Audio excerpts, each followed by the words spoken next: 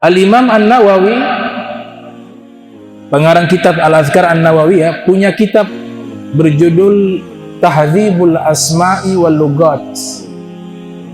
Tahdzibul Asma'i wal Lugat. Beliau lahir 631 Hijriah, meninggal 676 Hijriah.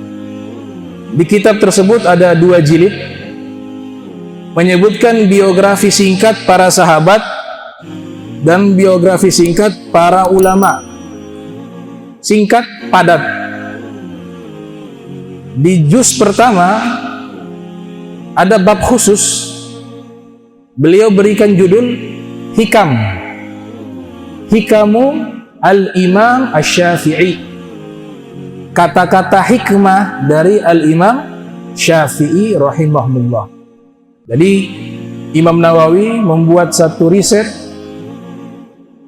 observasi, mengumpulkan agwal, ucapan-ucapan hikmah Al-Imam Syafi'i. Kemudian beliau masukkan di dalam bab khusus dalam kitab Tahdzibul Asma' wal Lugat dengan beri judul Hikam Al-Imam Syafi'i.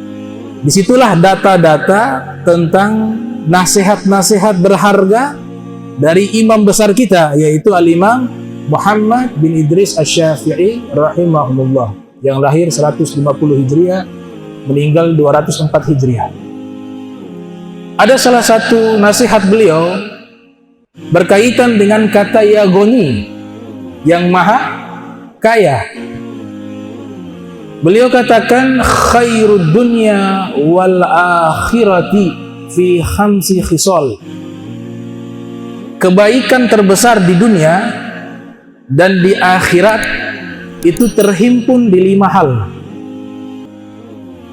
Kebaikan di dunia dan kebaikan di akhirat dia terhimpun di dalam 5 hal atau 5 perkara. Yang pertama, gina'u nafs, kaya hati. Gina'u nafs, orang yang diberikan kekayaan di dalam hatinya, itulah hakikat orang kaya yang sesungguhnya.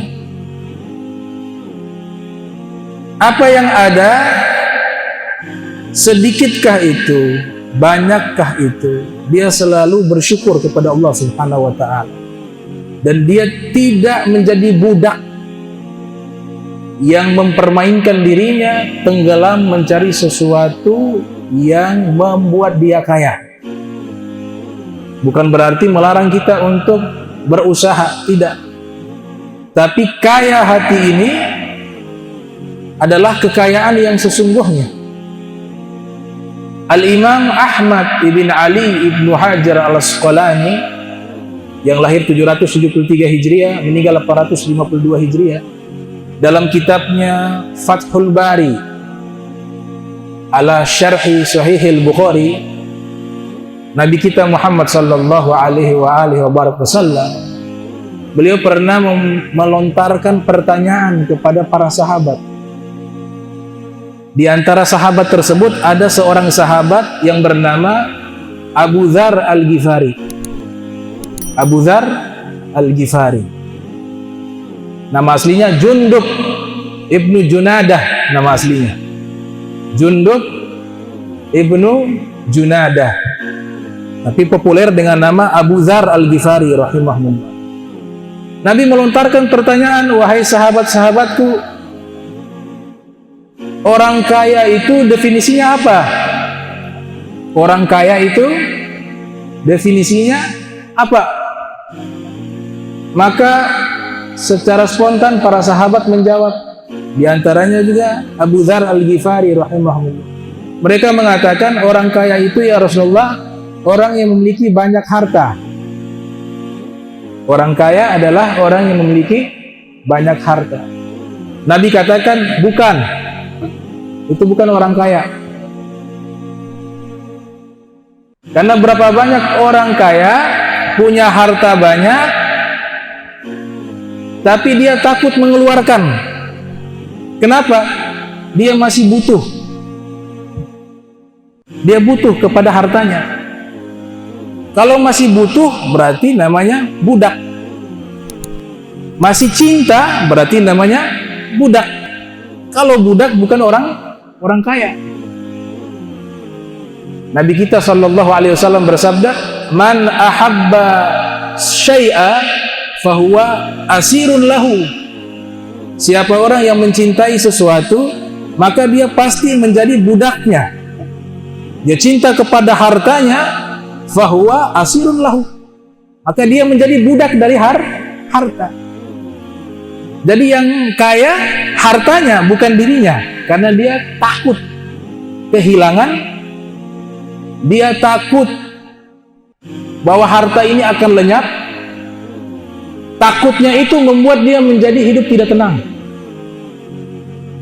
Takutnya itu membuat dia menjadi orang yang muhtaj, yang sangat membutuhkan. Sedangkan definisi orang kaya itu, dia tidak butuh apa-apa. Maka Nabi katakan salah kalau orang kaya itu banyak harta.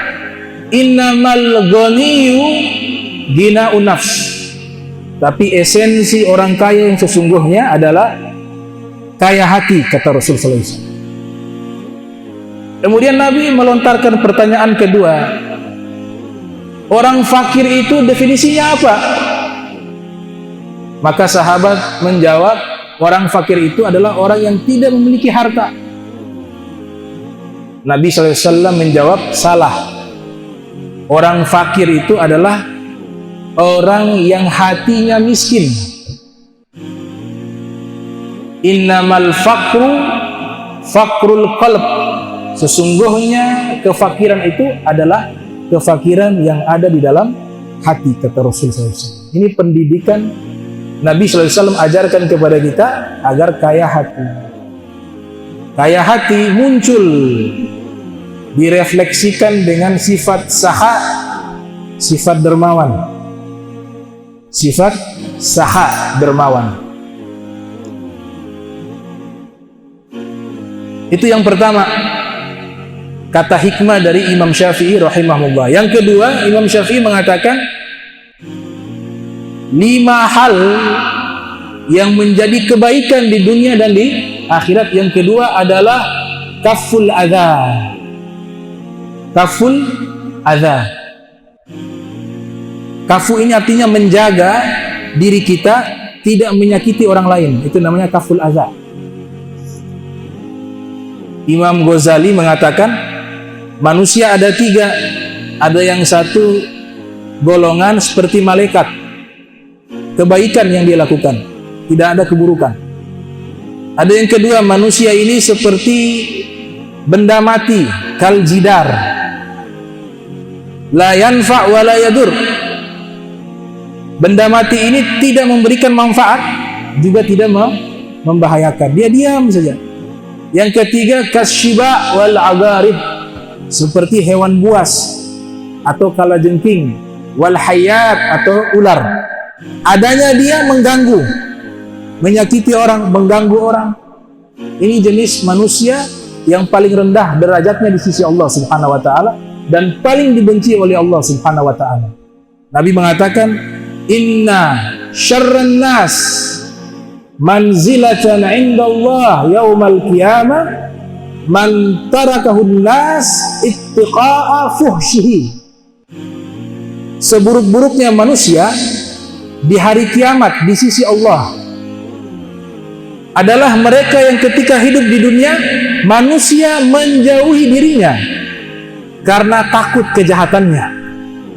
Itu manusia itu paling buruknya manusia di hadapan Allah Subhanahu wa taala di hari kiamat. Jadi kaful adza,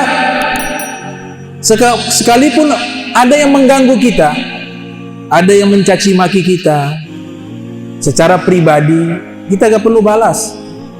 Kalau kita balas dengan kata-kata kotor, kita dengan dia sama. Saya punya video beberapa, ada yang caci maki saya, dibilang saya Fir'aun, dibilang saya syaitan. Alhamdulillah, kita gak perlu balas. Dicoret merah, gak masalah, kita doakan. Tapi kalau kita ikut berkata demikian, berarti kita sama. Yang ketiga, kata Imam Syafi'i rahimahullah, adalah kasbun halal, usaha yang halal. Ketika hidup di dunia, dia berusaha mencari rizki yang halal. Ini kebaikan di dunia dan di akhirat. Kasbun halal. Itu yang ketiga. Yang keempat, sesuatu yang paling terbaik di dunia dan di akhirat. Yang keempat adalah lubsu taqwa. Selalu menggunakan ketakwaan di dalam hidupnya. Takwa kepada Allah, takwa kepada Rasulullah SAW. Dan yang terakhir, yang kelima adalah as-siqatu billah ala kulli hal. Dia punya keyakinan, tawakal kepada Allah Subhanahu wa taala dari setiap keadaannya. Kata Syekh Mutawalli Sya'rawi, makna tawakal adalah membuat anggota tubuh capek dalam ikhtiar, namun hati tenang di dalam keyakinan kepada Allah Subhanahu wa taala.